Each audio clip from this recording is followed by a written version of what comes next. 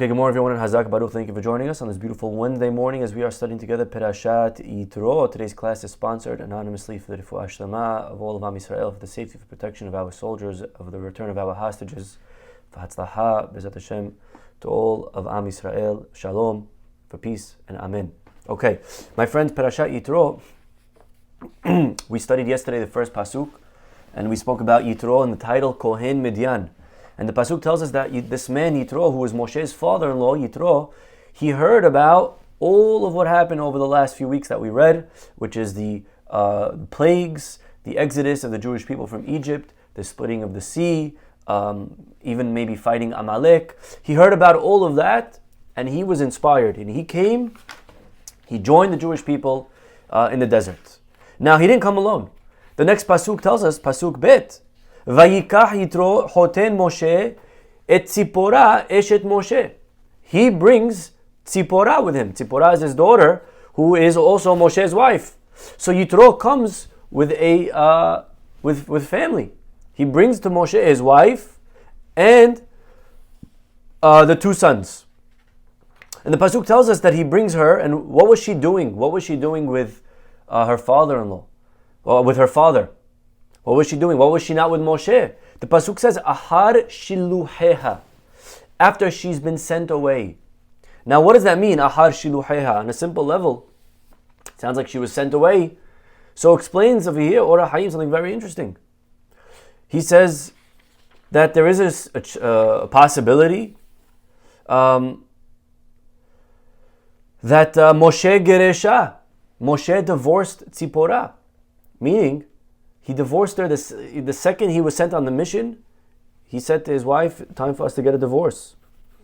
Moshe realized that this would be a mission that would be very complicated, to be able to be married at the same time. He's not going to be able to give her the day of, the time of day, and it just doesn't make sense to be married when he's going to be in this mission in Egypt. And he divorces her. And interesting, the word shiluchin is the word of divorce in the Torah. When it says in the book of Devarim, it says v'shilleha. The word for divorce is shalach, to send away. So Moshe, over here, the Pasuk uses that word, ahar shiluheha, to indicate that she was divorced from Moshe. Lo yada shi'ur hazman. He didn't know how long he's going to be on this mission of freeing the Jewish people, of Exodus. He didn't know how long it's going to last. And then, by the way, taking a long time. He didn't just go and redeem them right away. It took a whole year. And Moshe said, it's not fair to be married to a lady while I'm going on this mission for God, where I can't really, be with her. I can't talk to her. I won't be able to treat her like a wife deserves to be treated. So he divorced her. He sent her away, like the Pasuk says in Devarim, So on a simple level, this is taking opposite approach of what we saw yesterday. Yesterday we saw, if you remember, Ora Hayim quoted our Midrash. The Midrash tells us that when Moshe was on his way to Egypt, he took his wife with him. And he took his son with him. And all of a sudden, his father-in-law said, where are you going? Moshe said, what do you mean? I'm taking them with me. And his father-in-law said, well, that would be not wise. Everyone's trying to escape Egypt. You don't take people into Egypt. You don't take more Jews in. Everyone's trying to get out. So Moshe said, okay, but I'm worried that if I don't take them with me, they're not going to be present at Matan Torah. And Yitro promised him, he gave him his word that he'll bring them. He said, don't worry, when it's time, I'll bring them. And that's what we saw yesterday. That's why it says, Vayikach Yitro, Vayishma Yitro, that Yitro heard, and then he decided to bring the kids. It was precisely because he had a deal with Moshe that right before the giving of the Torah, he's going to return Moshe's kids to him so that they can be present for this very important historical event. But that was one approach. Ora Hayim is saying, but really, this pasuk seems to indicate the opposite. That he divorced her, he sent her away. Not just because her father suggested that he'll hold on to her in the meantime. Shilicha sounds like he got rid of her. Now, if he got rid of her, what are the kids doing with her? So he says, V'habanim, now the kids, Eliezer katanaya. Eliezer, the younger one, the second son, he was an infant.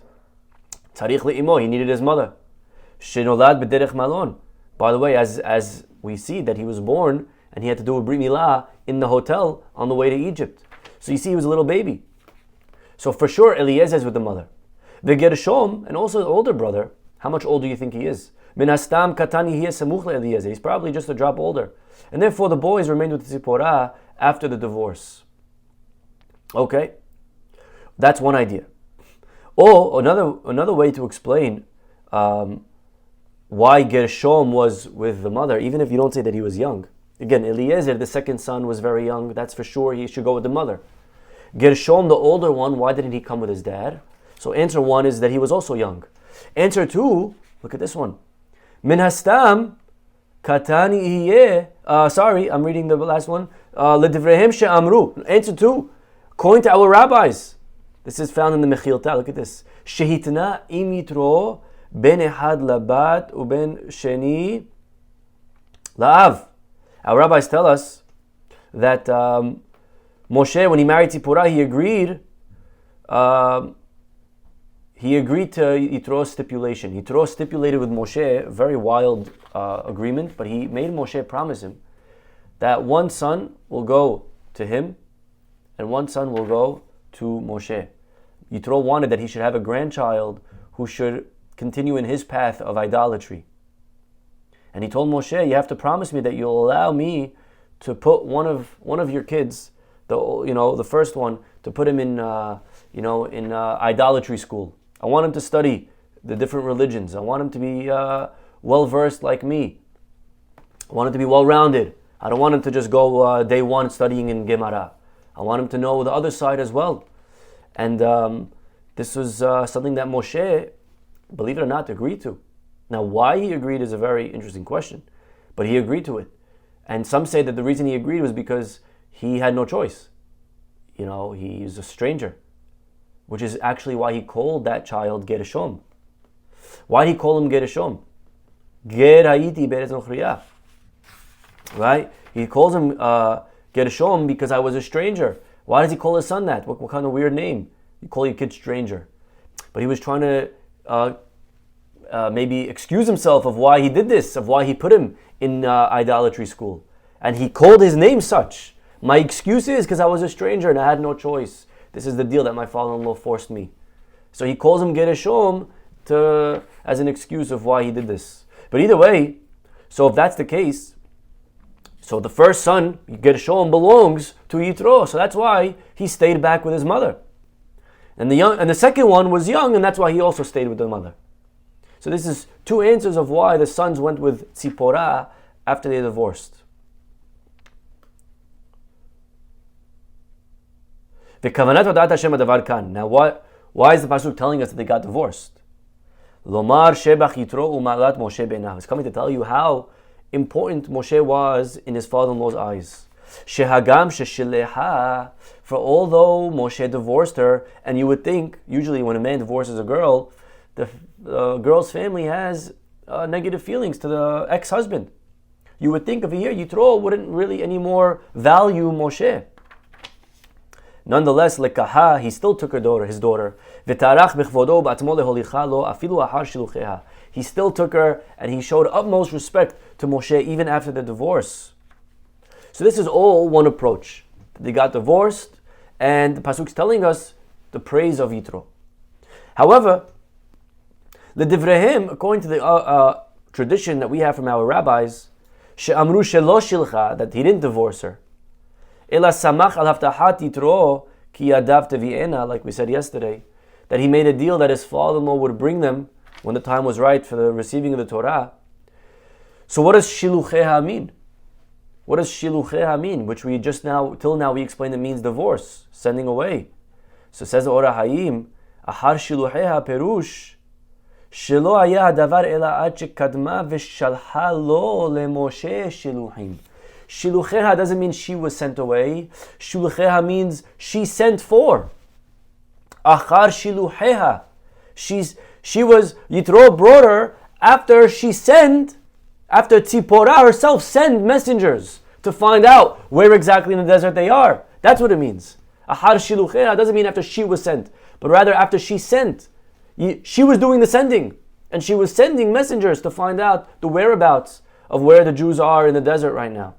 So over here, you see really two interesting ways to explain one word. Shilucheha could mean she was sent. Shilucheha could also mean she did the sending. She was the one finding out where the Jews are. Veyada'a mekom tahanato, and then when she found out where they are encamped, vehiskim al yada, and Moshe gave her the green light to come. Azu shelakach Yitro. Then Yitro brought her with the 2 kids. Okay, very interesting. Well, along with the two kids, what are their names? Shem ha'ehad Gereshom. The first one is Gereshom, because like we said, he was a stranger. Ger, stranger. Veshem ha'ehad, and the second one, Eliezer. The second one was Eliezer. Now again, it doesn't say the second one, it says Ehad. The name of the one was Gershom, and the name of the one was Eliezer. Or Rahim wants to know, Ta'amumro ha'ehad, why is it called the second one, the one? It was the second. It should have said Shem Hasheni Eliezer. Now, the truth is, according to what we said till now, we have an answer. One was for his father, one was for the mother. One Yitro took, one Moshe took. Shema Ehad Gereshom. But he says over here, Letzad, over here, Orahim gives another answer. Letzad ta'am kri'at hashemot. The reason he calls the second son the first son is because he was the first son for his name. What does that mean? Ta'amo shel zeh kadam, ta'amo shel shem Gereshom. What is the name Eliezer based on? What is the reason of the name Eliezer? Gereshom is because he was a stranger. He was a stranger in Midian. And Shem ha'ehad, Eliezer. And what's Eliezer? Eliezer, ki Elohe avi be'ezri. He called his second son Eliezer because God, Eli, my God, saved me. Ezri, Eliezer, my God saved me. When did Moshe's God save him? He saved him by Yatzilin. He explains in the pasuk, Meherev Paro. So Moshe, remember when he killed the Egyptian, and then the next day they found out that he killed the Egyptian, and Moshe had to run away. So Moshe was actually on death row.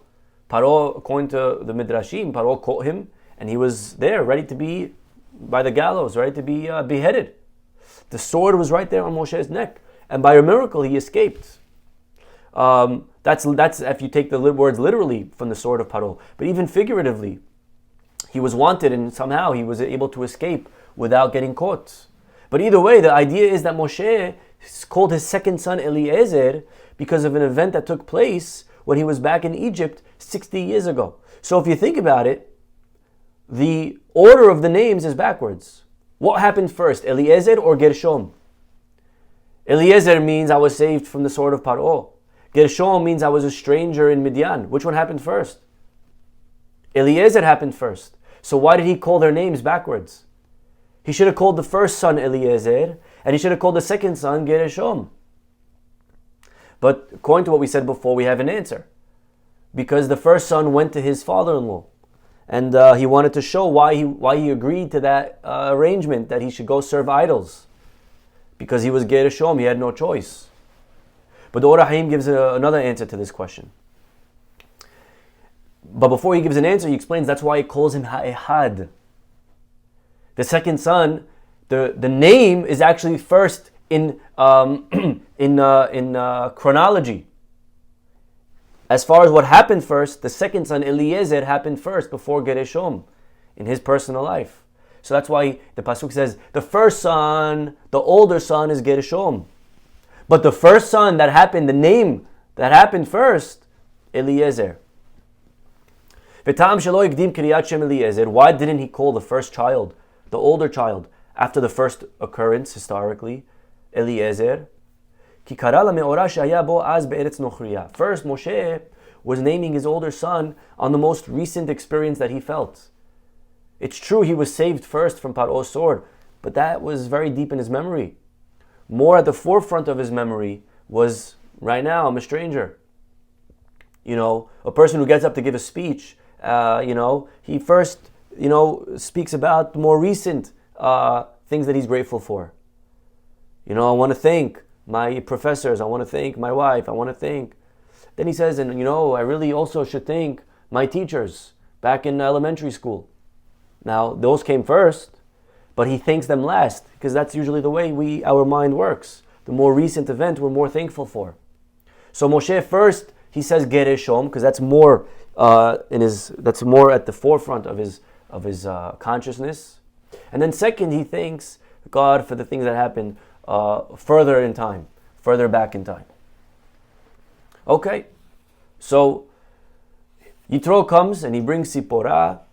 She was divorced, she wasn't divorced. Brings the two sons, Gershom, Eliezer. Okay. He comes to the desert and he tells Moshe, I'm coming. Vayetze Moshe likrat hoteno. So Moshe goes out. Vayishtahu. Moshe goes out to greet his father-in-law. And it says the pasuk, Vayishtahu. What does that mean, Vayishtahu? The ishtahavod means to bow. Vayishtahu, you should know, is singular. It didn't say Vayishtahavu. Vayishtahavu means they bow to each other. Vayishtahu, he bowed. Now who's the he? We'll get to in a second. But he bowed. Vayishaklo, and he kissed him. Vayishalu, ish lere'ehu leshalom. And one man asked his friends, how you doing? Okay, about his welfare. Well-being. Well, says the Ora Haim, Amru Rabotenu, our rabbis tell us, I'm not really sure who bowed to who. It says he bowed to him. Who's he and who's him? But now I have clarity because the pasuk says, Vayishalu ish lere'ehu. One man said to his friend. So I know who's the he, who's the main main character in the pasuk. When it says ish lere'ehu, the man to his friend. Who's the man? Who's ish? Who's ish? Mihu shekaru ish. The word ish is referring to Moshe. Okay. If you remember, the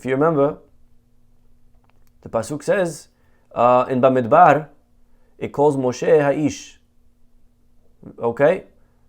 It says it a few times. But the pasuk that he's quoting, let's open it up, is in Bamidbar, chapter 12, pasuk 3. It says, Veha'ish Moshe anav me'od mikol ha'adam asher pnei adama. And the man, Moses, is very humble. So you see the word ish is referring to Moshe. Okay. So, one more time. Yitro comes to his son-in-law and he bows to him. Who's bowing to who? Our rabbis tell us it must be Moshe is bowing down to Yitro because it says ish lere'ehu. The man to his friend. Who's the man? Moshe is the man. Okay? Moshe is the man. Now, like we just said, it can't be that they both bowed because it says vayishtahu, singular. Vayishak, singular, kissed, singular. It doesn't say vayishku. It says vayishak. One man kissed another man. One man bowed to the other man. So, singular must be one guy's doing the actions. Okay? Now, Im Tomar, you may ask, how did our rabbis conclude that Moshe is the man? Maybe Yitro is the man. And you're going to tell me, well, because it says Ish by Moshe. But it says the Ora Hayim, V'halo matzinu, shegam Yitro nekra Ish. We also find Yitro is called the man. The pasuk says, if you remember, when Moshe met Tzipporah at the well, it says, Vayoel Moshe lashevet et ha'ish. Moshe agreed to dwell with the man.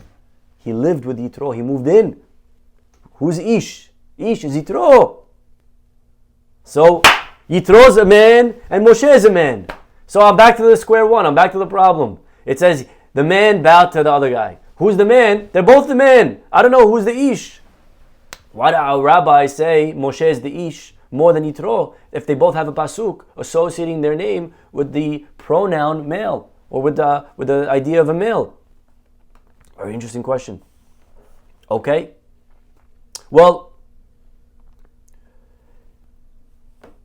Kodem Ha'ir HaShahar, before explaining this, let me enlighten you, he says. Or Rahim is going to say something very, very beautiful. Pay attention to what he's about to say. He's going to preface with something that we should just know in general. Ma'ala yesh b'shem zeh shel ish. What is the significance of the title Ish? Why is Ish such an important? Wow, Ish. Psh.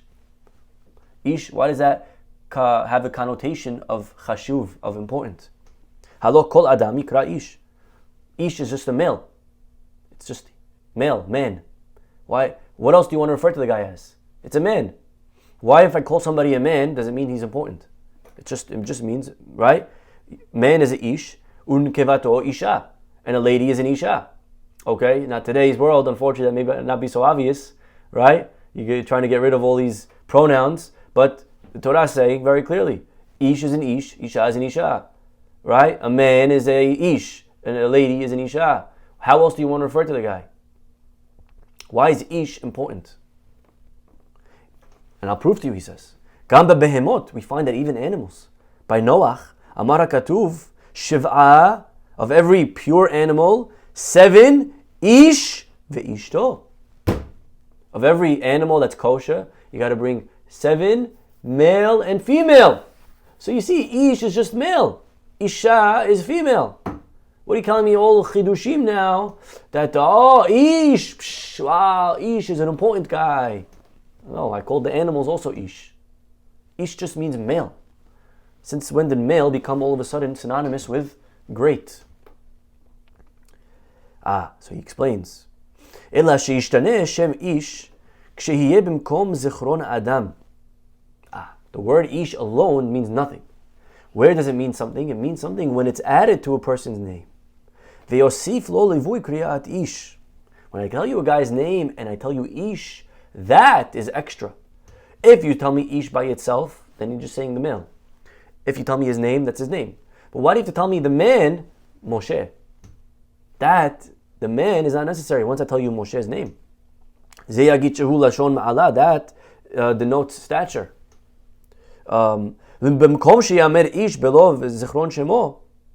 Where it just says ish without a name,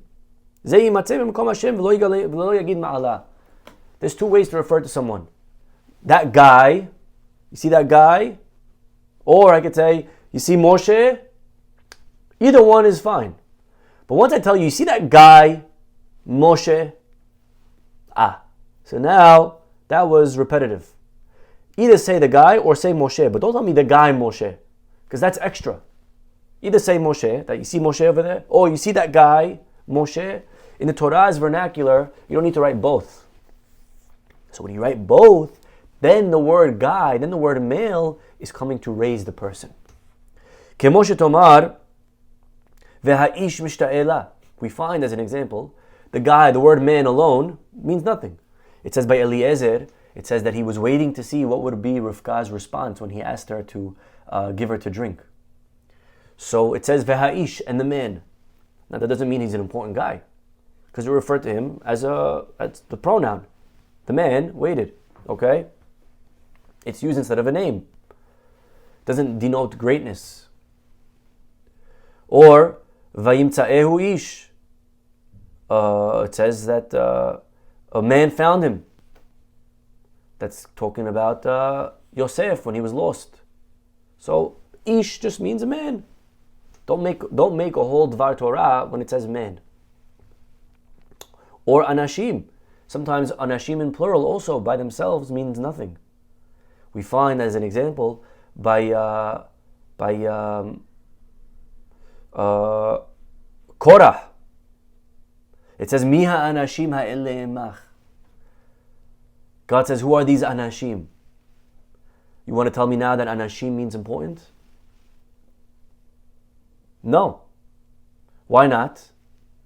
Because it didn't write their name.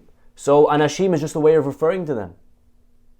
But by the spies, he says, when we listed to you all of their names, and then on top of that we add kulam anashim, now that's extra.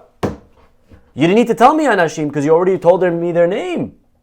So why'd you add anashim? So over there we say ahar shezachar shemam. Once you told me their name, so then the word anashim is telling you that they are important.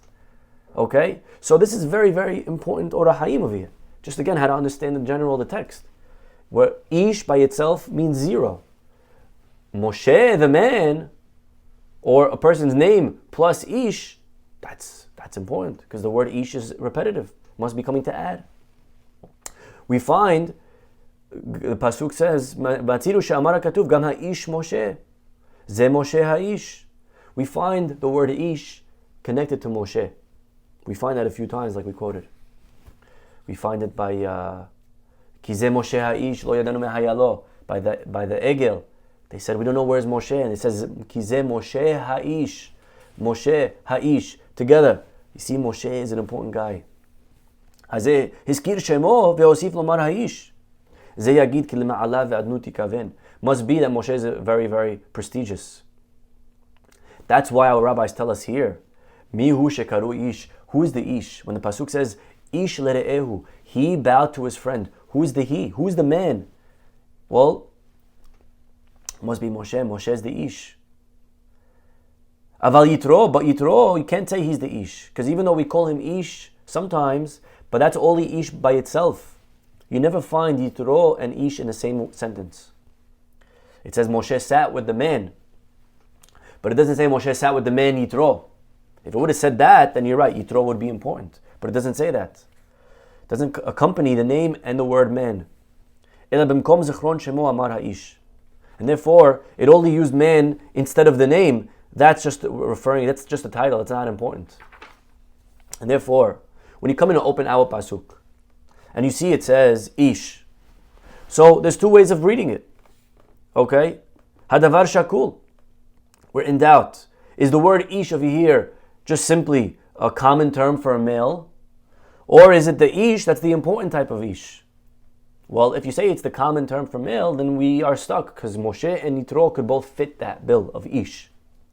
But if it's the important ish, it could only be Moshe. And the pasuk in general, if you have two ways of explaining a pasuk, one of them leaves you in doubt and one of them gives you more clarity, the rule is you always go with the more clear way of explaining.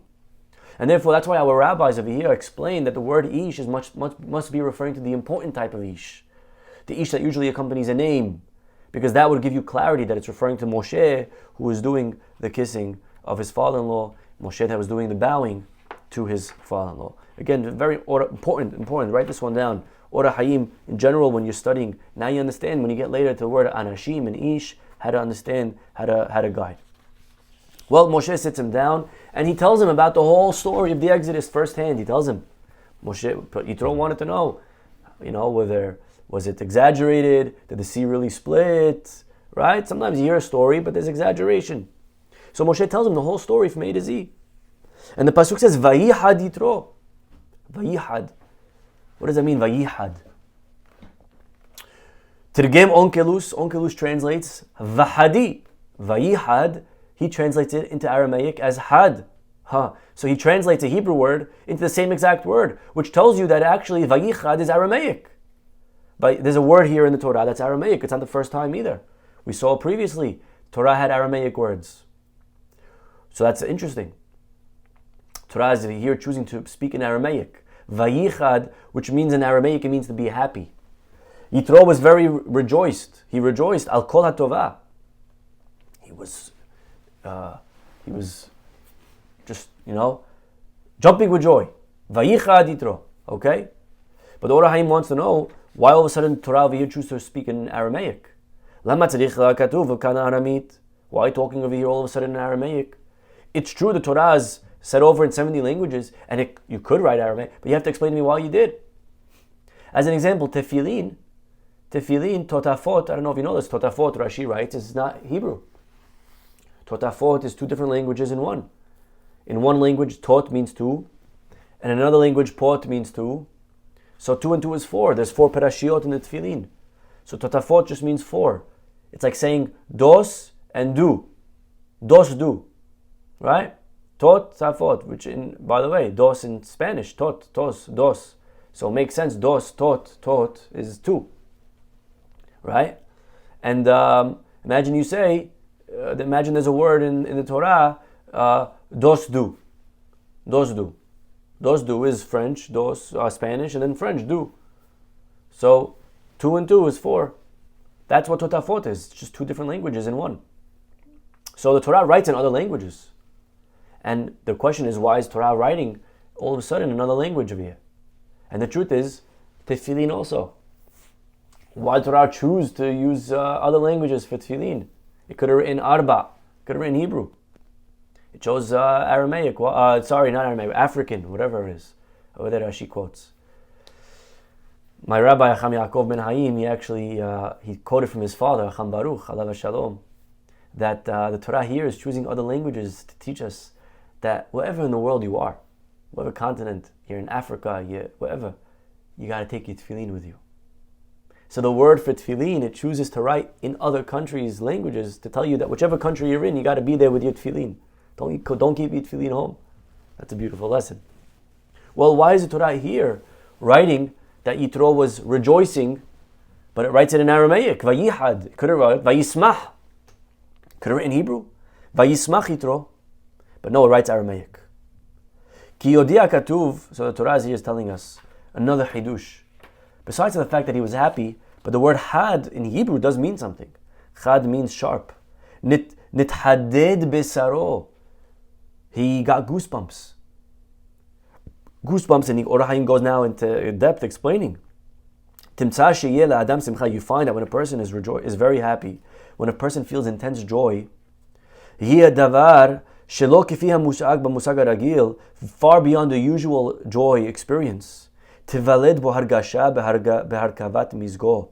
His temperament can be affected by his emotions. A person could be physically affected by his emotions. Sometimes you could faint. Sometimes you could be actually endangered by the intense emotions.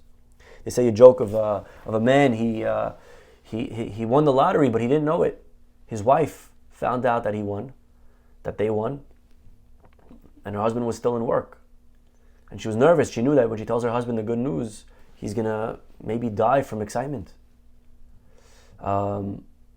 So she went to the rabbi, asking the rabbi for help. Rabbi, could you help me? How do I break the news to my husband? So the rabbi said, listen, when he gets home, just send him to me. I'll do it slowly. You can't just tell him in one shot. Right? Even with Yaakov Avinu, when they wanted to tell him that Yosef was alive, they knew they couldn't tell him just, hey, Dad, Yosef's alive. What? It's like shock. You get a heart attack.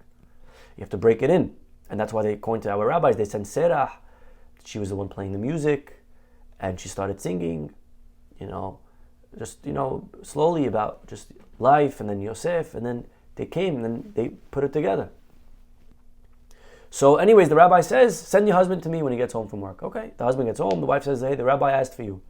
Okay. The guy comes into the rabbi, he says, hey, rabbi, you asked for me? He saes, yeah. How's it going? It's going good. How's life? How's work? Work's good. Yeah, how's Parnassah going? Yeah, it's tough, Rabbi. It's tough times. You should buy a lottery ticket.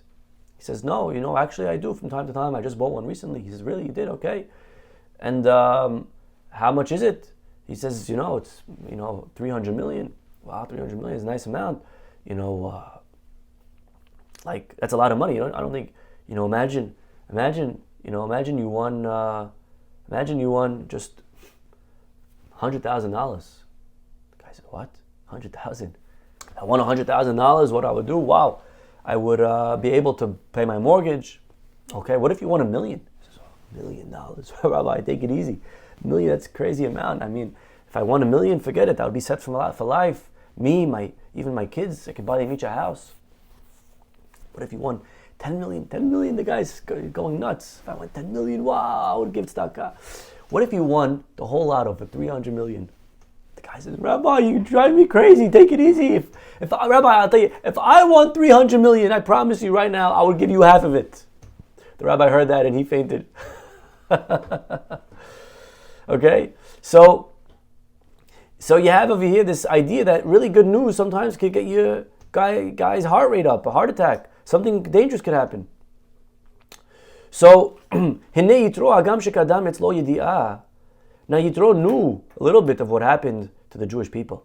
But when he heard the depth of the miracles from Moshe firsthand, when he heard about all the things, Nithaded Besaro, he got goosebumps. That's something that we could all personally feel. I'm sure you felt goosebumps in the past. So goosebumps come from a tremendous amount of emotions. So their muscles under the skin tighten that cause their hairs to spike up. So the word chad is had, sharp, right? That's the word. That's why the Torah over here writes the word vayihad. Okay, very, very interesting. Finally, last pasuk for today, and then we'll end the conversation of Yitro and Moshe joining the Jewish people. He says, "Ata yadati ki gadol Adonai mikol ha'elohim ki badavar asher zadu aleim." He says, now says Yitro, now I realize how great Hashem is, that He's greater than all the other gods. Now I realize that He's greater than all the other gods. Why? Why now? Ki badavar asher zadu aleim. Because He acted in the very way that they acted to them. So explains the Orah Hayim, Hagam sheyesh le'umot sarim gdolim va'atzumim. Although the nations have heavenly princes who are great and mighty, le'ilachem ba'adam ulhara le'oivehem ve'kol merim yad kenegdam.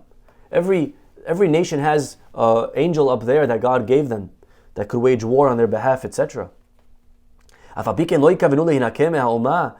those angels, the princes up there, they are not capable of taking vengeance measure for measure. The exact way, that's impossible. But God, Yitro saw over here something very interesting. By contrast, God of Israel measures out punishment in the precise measure of the wicked that they committed to rebel against the perpetrator, the victim. So therefore, over here, Yitro saw Shaka Shokehim. He saw that God drowned the Egyptians who tried to drown the Jews. That's very clever. That's something that not any other God could do. Only God does this. Therefore, Yitro says this is special. It must be God is different. God is above all the other gods. Because it was measure for measure. And the truth is, not only was this measure for measure, but all the makot, there's literature talking about each and every single one, how it was really measure for measure, precisely each plague corresponding to another thing that the Egyptians tried to do. So anyways, these are some of the Orah Hayims. And with this we come to a closing of the conversation in the beginning. Tomorrow we'll continue and we see what Orah Hayim has to add. But either way, for today we'll stop over here. Have a wonderful day. Hopefully we'll see you all tomorrow. Bye-bye.